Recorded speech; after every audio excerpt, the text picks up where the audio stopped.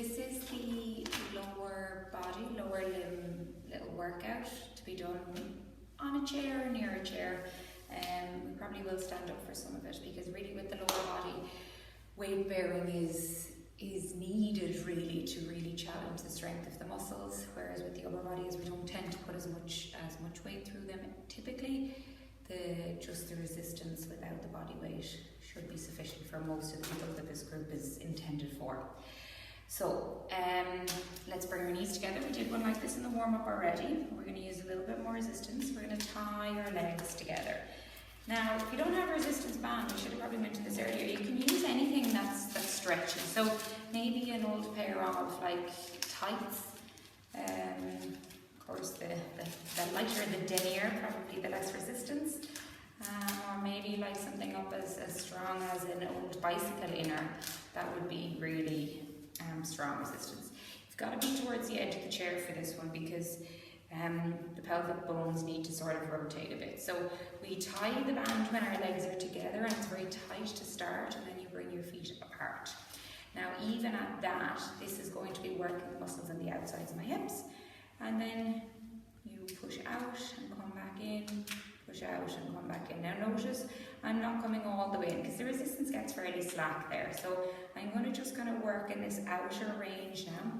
My feet, if you see, are rolling kind of out onto their outer edges. So we push and release, push and release. I'm going fairly fast with this one to wake up these glute muscles. You should be feeling it, the sides of the hips. Probably already tell me they're woken up, because I've had you moving for 25 minutes now. But time flies, doesn't it? So you're pushing out. I'm starting to definitely feel the pressure building up into the hips. If you're not feeling it, you're possibly working too narrow of a range. You need to get the knees as wide as your hip joints let you, and relax. Okay, and then you keep one foot steady. You step the other one out and back, out and back, out and back.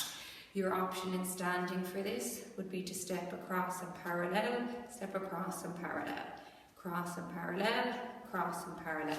Notice I'm slightly sort of bum back, leaning forward with this. Back to the chair variation. It was out and parallel, out and parallel. So swap over the legs if you haven't done. The leg that isn't moving stays not moving. So we're pushing out with one and the other one stays steady. Or else we're moving parallel, moving parallel, and relax. Okay, so you feel that around the hips. Let's untie ourselves.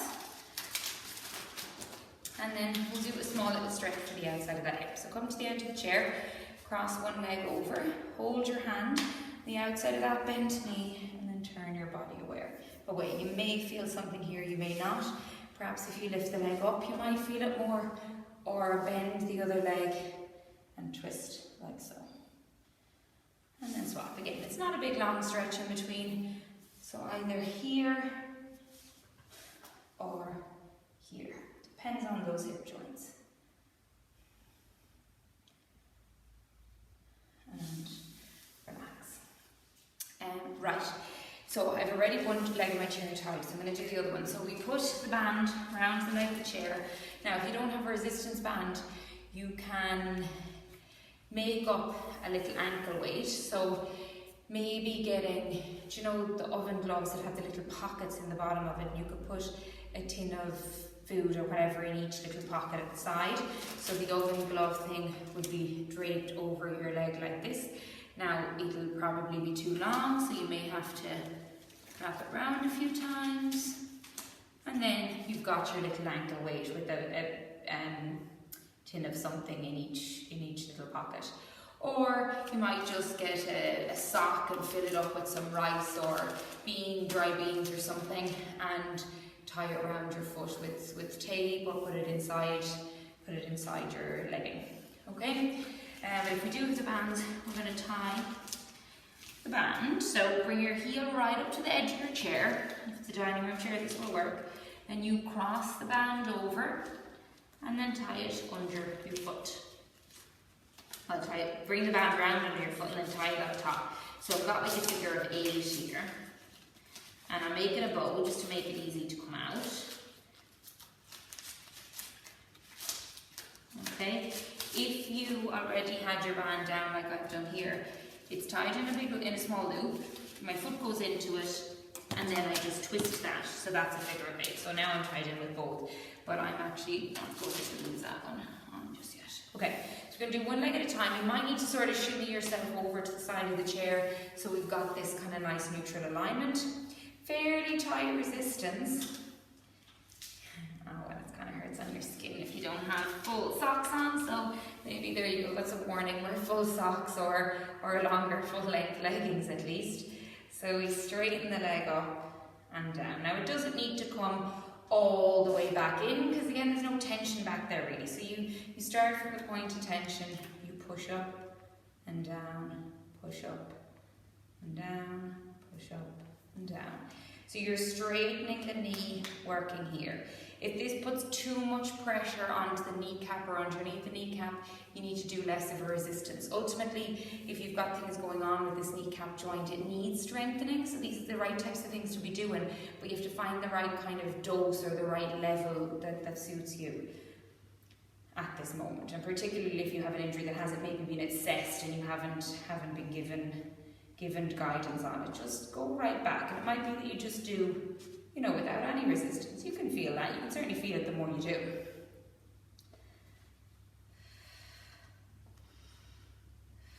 So probably the best thing to do would be to go over to the other one rather than doing the set straight away again. So we'll give that first leg a break. Band is around the other one. Hurts my skin again. Up and down. Yeah, so if you pull the sock up, that should be better. Yeah. Up and down. So I'm breathing out with every straightening. It's not as important when we're just isolating a knee joint. The breath is more important when we're doing kind of body, torso, tummy kind of exercises. It's gone quite fast now actually, but it's starting to build the pressure, so I might just slow down.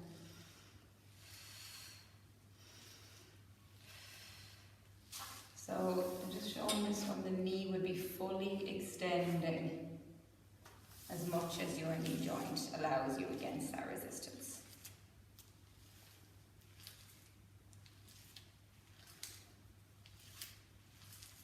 Okay, let's go back to the other one again.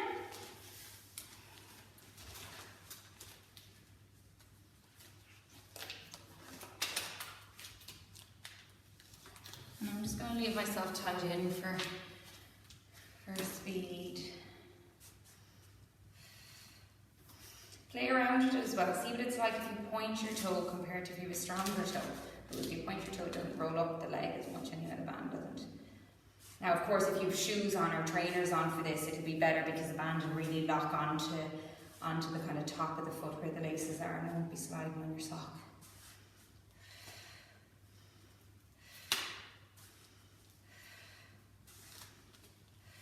And last one on the other side. So we'll just do 2 sets of this because we have a lot of leg ones coming up actually.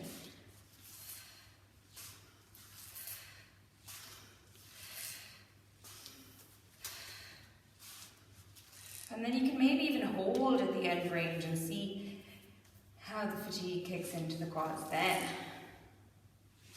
So we've been doing a little bit in the Ennis class of like doing your nervy kind of slider in that lifted position, and that really builds up the pressure in the thigh. Alright, so knee extensions against the band. Then we'll have a stand up. Alright, you can go behind your chair again for this for balance. Your weight bearing and standing all the way on one leg, and the other leg is lifting out to the side. No resistance necessarily needed, although if you feel that it's too easy, you could tie the band around your feet. So if you're holding on, for balance, the leg comes out and down. So you're moving into the hip joint, working really mainly the standing leg.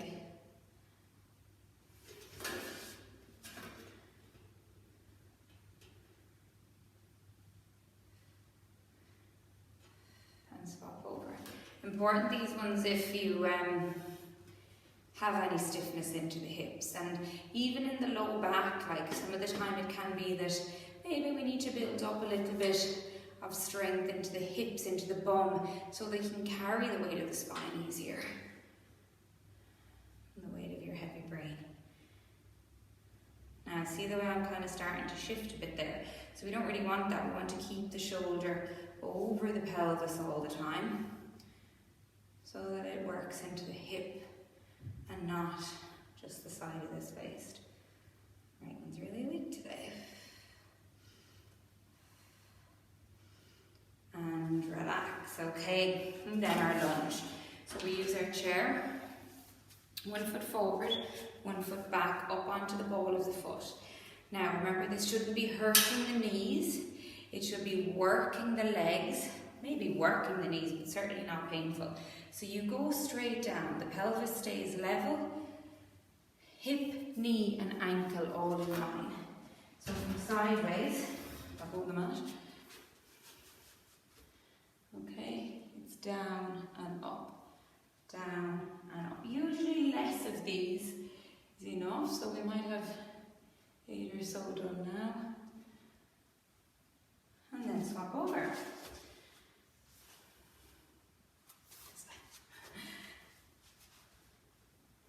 Down and up. If you're holding a chair, whichever leg is out in front, that's the side that you would have the chair on.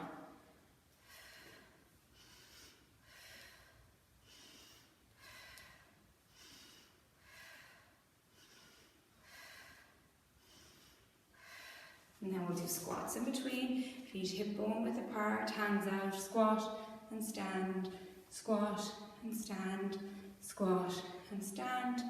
4, 5, 6, 7, 8, 9, 10, 11, and 12. So some of you might choose to add weights to make that load more. Same with your lunge.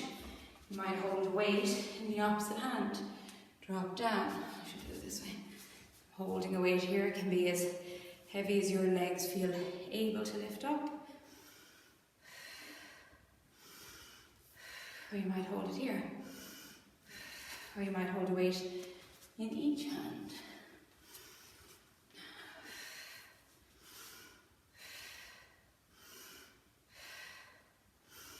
Swap over, down and up, down and up. So it's the right angle kind of position. Watch that you're not like coming forward every time. You want to have this knee over the ankle roughly.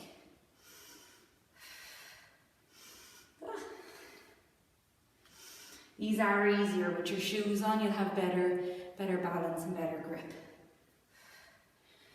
So we're not getting much rest now in between these. So I'm mindful of the time on the clock.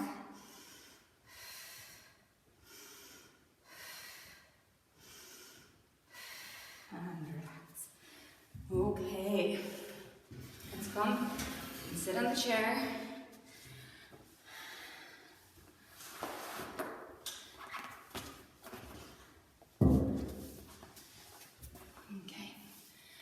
And we're going to stretch and open through the hips. So turn sideways, left bottom's on the chair, right bottom's off the chair. Slide this leg back. Feel the stretch and the openness in the front of the groin. Tilt the pelvis.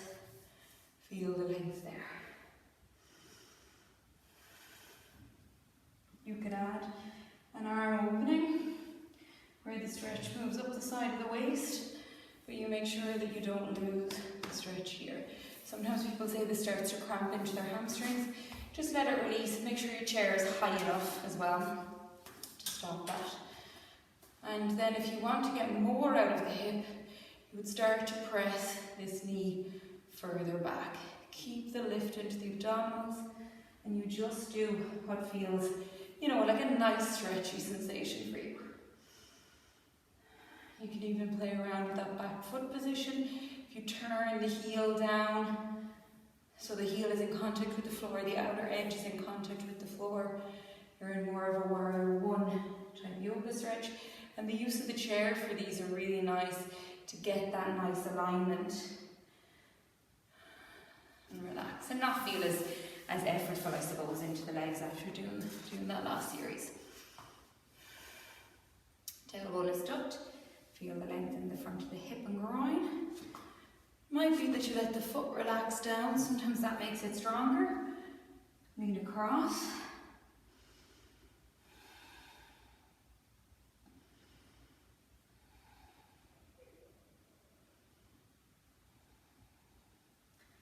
And then maybe sliding the leg back.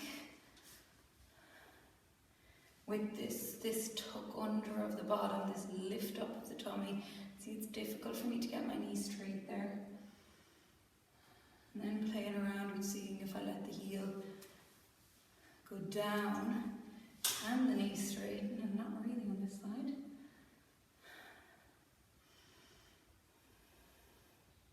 So it's a real nice opener for the groin, for the thigh. And relax. Then come forward, sit at the edge of the chair, hold the chair for this one, very cautious that the chair doesn't slide from behind you. This knee is straight, you fold until you feel a stretch in the back of the leg.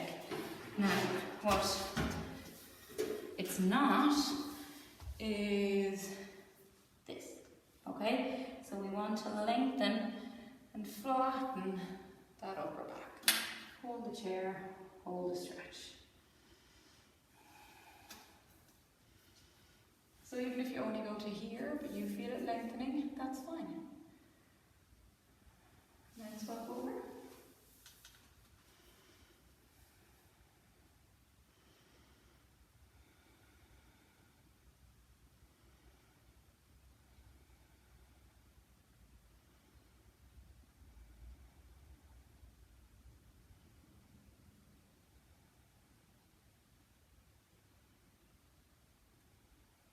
Come on up. Alright, so well done. Had a warm up, we've done some upper body resistance, we've done some lower body resistance, and a couple of little stretches that you can work with on the chair. Hope you all attempt even one little section of it. If you could do it once a week, if that's all you're used to doing, well that's great, then we're not going to lose much when we see you again in a few weeks or whenever that may be.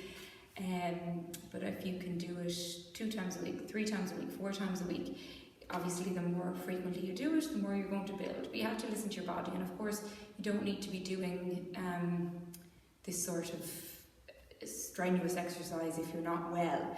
You need to allow your body to heal and give it the opportunity to do so. But keep moving in some format, lots of deep breaths, lots of just, I suppose, trying to enjoy the time at home and do some other things that I've just bought some patchworking stuff, so maybe just find some hobbies that you've been neglecting for a while.